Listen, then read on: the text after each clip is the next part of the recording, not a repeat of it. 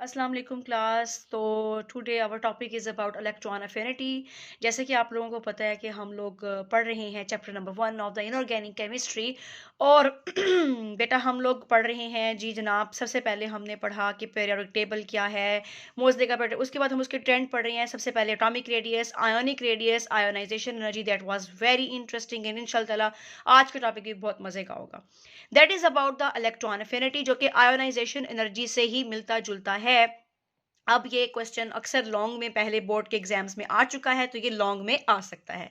इसमें से कुछ चीजें मैं आपको बीच में से बताऊंगी, एमसीक्यूज में से भी आ सकती हैं और कुछ चीजें शॉर्ट में भी पूछी जा सकती हैं। तो सबसे पहले जरा कंसेप्ट ले लें। देखें बेटा, जो मैंने आपको पहले आयोनाइजेशन एनर्जी के बारे में बताया था, दैट वाज अबाउट के जब भी व्हेन एन एटम जो है वो लूजेस इलेक्ट्रॉन्स, तो एनर्जी क्या होती है, रिक्वायर, मतलब एनर्जी एब्जॉर्ब होती है। तो वो मतलब हमारे पास क्या था कि पॉजिटिव चार्जेस बनते हैं। आज जो मेरा टॉपिक है that is the electron affinity. Affinity से मुराद होता है किसी के साथ अफेक्शन बहुत ज्यादा हो जाए, मतलब किसी के साथ जो है ना लगाव बहुत ज्यादा हो जाए। तो ये यही समझ लें कि आपकी बार न्यूक्लियस ने इलेक्ट्रॉन से अपना लगाव दिखाना है और इलेक्ट्रॉन को अपनी तरफ खींचना है। तो इलेक्ट्रॉन एफिनिटी की डेफिनेशन की तरफ आते हैं। That is about the amount of energy release, not require. Require तब होती है जब इलेक्ट्रॉन को जो है ना हम लोग निकालते हैं।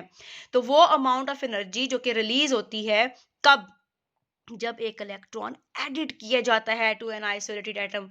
देखें जो मैंने पहले टॉपिक पढ़ाया that was about the ionization energy, और उसमें मैंने आपको ये बताया था कि उसमें एनर्जी ऐड होती है क्योंकि उसमें हम लोग इलेक्ट्रॉन को निकालते हैं। यहाँ पे हमने इलेक्ट्रॉन को क्या करना है, इलेक्ट्रॉन को ही हमने ऐड करना है एटम के अंदर। ये देखें हमारे पास एक न्यूट्रल एटम है, इसमें मैंने इलेक्ट्रॉन ऐड किया। तो ऐड करने से आपको पता है कि जब हम किसी चीज को ऐड करते हैं तो एरो से पहले ऐड करते हैं। अब इसने क्या किया है, इसके पास एक चीज की एक्सेस हो गई है, तो इसके ऊपर नेगेटिव चार्ज आ जाएगा।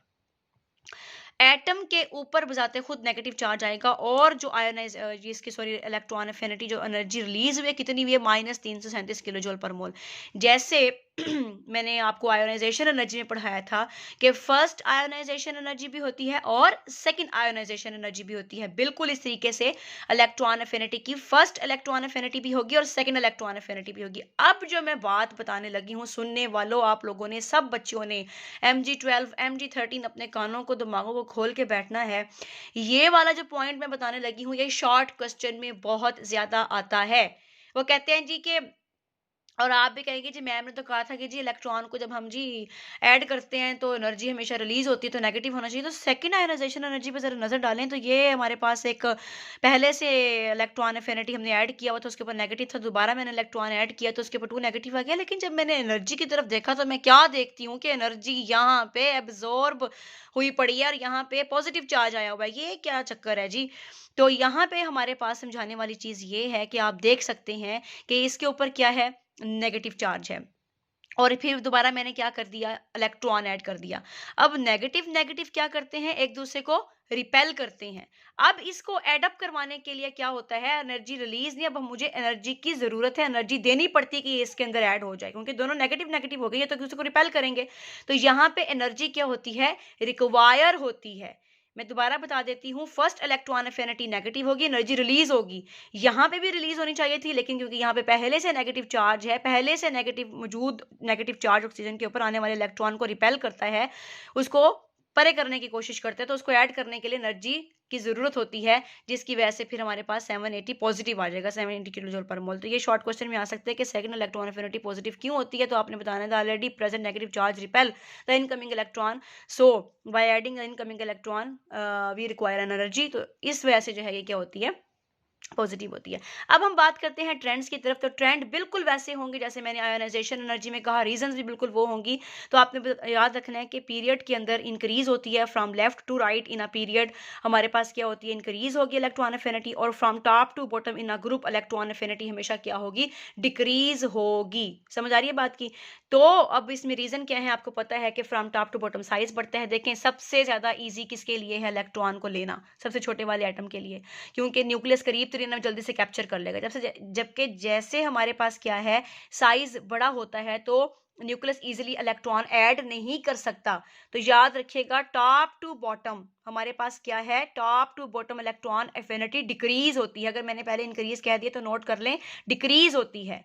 आप लोग एक ट्रेंड अपनी बुक में बना लें, उसमें लिख लीजिएगा कि जो आयोनाइजेशन एनर्जी और इलेक्ट्रॉन एफिनिटी, ये दोनों चीजें जो हैं इनवर्सली प्रोपोर्शनल हैं साइज के। साइज बड़ा होगा इनवर्सली प्रोपोर्शनल, यानी साइज बड़े हैं तो इलेक्ट्रॉन एफिनिटी और आयोनाइजेशन एनर्जी डिक्रीज है, कम है। तो top to bottom electron affinity decrease होती है। लेफ्ट टू राइट आपको पता है कि साइज छोटा होता है, तो सबसे छोटे वाला बहुत इजीली ले सकता है। तो लेफ्ट टू राइट जो है हमारे पास क्या होगा, पीरियड में इलेक्ट्रॉन एफिनिटी इंक्रीज होगी। कुछ एक्सेप्शन केसेस हैं बेटा, जैसे कि हमारे पास जो है ना ग्रुप 2A, ग्रुप 5th ए और ग्रुप 8th थे। यानी कि अगर हम पीरियड की तरफ जाते हैं तो पीरियड में, पीरियड इस तरह से होता है ना लेफ्ट टू राइट, तो अब होना ये चाहिए कि दूसरे एक की अगर कम है, फिर तीसरे एक की ज्यादा, चौथे एक की ज्यादा, चौथे एक की ज्यादा के बाद पांचवें एक की ज्यादा होनी चाहिए, लेकिन पांचवें की कम हो जाती है। फिर छठे की ज्यादा, सातवें की ज्यादा, लेकिन आठवें की कम हो जाती है। वो इसलिए कम हो जाती है, ये देखें मैंने आपको कहा था कि ये स्टेबल है। स्टेबल मतलब दो इलेक्ट्रॉन हैं, और हाफ फील्ड और जो हमारे पास फुल फील्ड होते हैं उनमें इलेक्ट्रॉन ऐड करना या इलेक्ट्रॉन निकालना मुश्किल होता है, ठीक है ना।